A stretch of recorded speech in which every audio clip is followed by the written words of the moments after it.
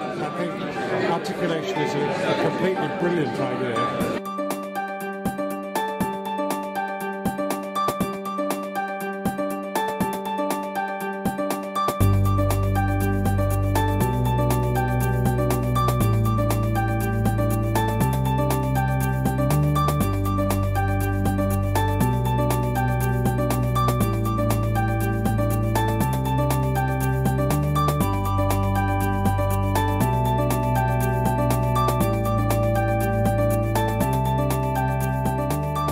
I spoke at the Saatchi Gallery and I thought it was a really good experience just in public speaking and also getting to know the topic that you're talking about a lot better, and then also the standard of the other speakers was so high. Just listening to them was about like 10 history of art lessons in one, so I'm quite excited to hear what the finalists have to offer today.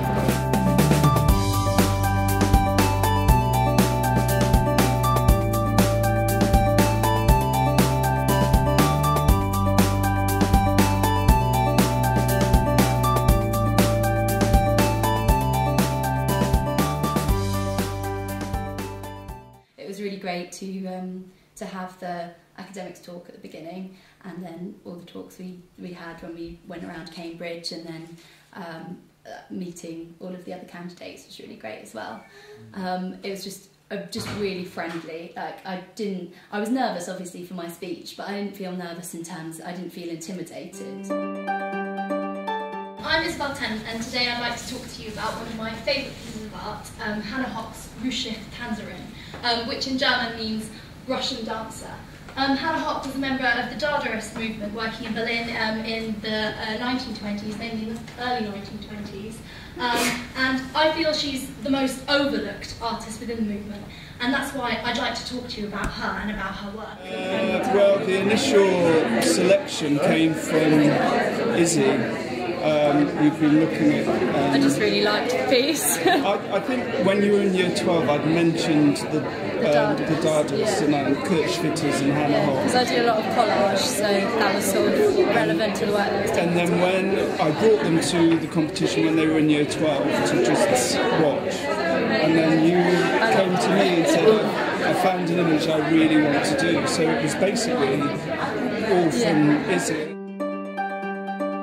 So you've done this once in Yes. the heats. How was that? It went really well. It's probably the best I did it up to that date, despite the nerves, so I was really pleased with that. And how's today?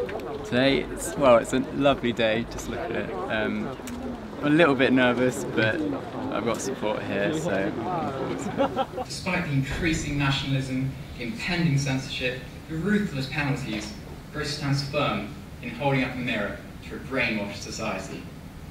I'm sure Grace will be pleading, Germany awake indeed. Thank you very much.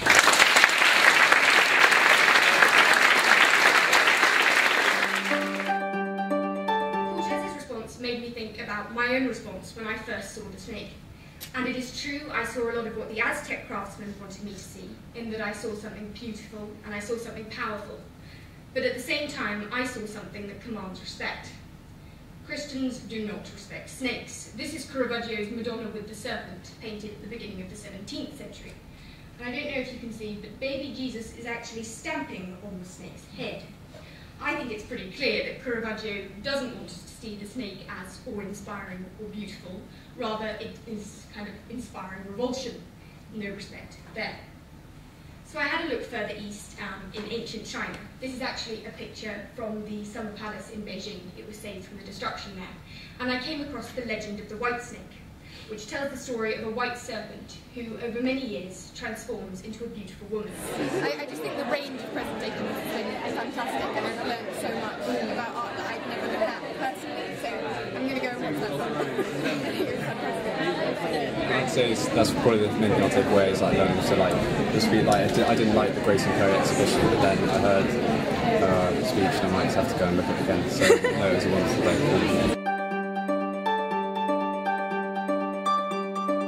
So I had this premeditated idea of contemporary art. I just remember when I was younger and we used to go to the Tate Modern, or we'd get dragged on a school trip, and as a child I'd just stare at these pieces of art and just ask, what is this? What am I meant to be looking at? Hence, I had these preconceptions when I went to see Grace and Perry. How wrong I was. I overlooked the idea that one can find themselves through art. As we interpret art, we believe the concerns and impressions we find in them are just individual to us. But as Grayson Perry shows us in his exhibition, The Tomb of the Unknown Craftsman, these ideologies and concerns are reflected in objects with similar ideologies and concerns.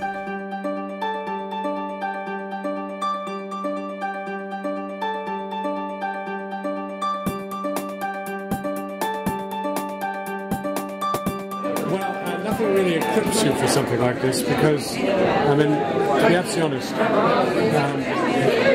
I couldn't have done what they had to do and I was having to judge it. It was extremely difficult because the standard was so high. I loved it. It was a real challenge.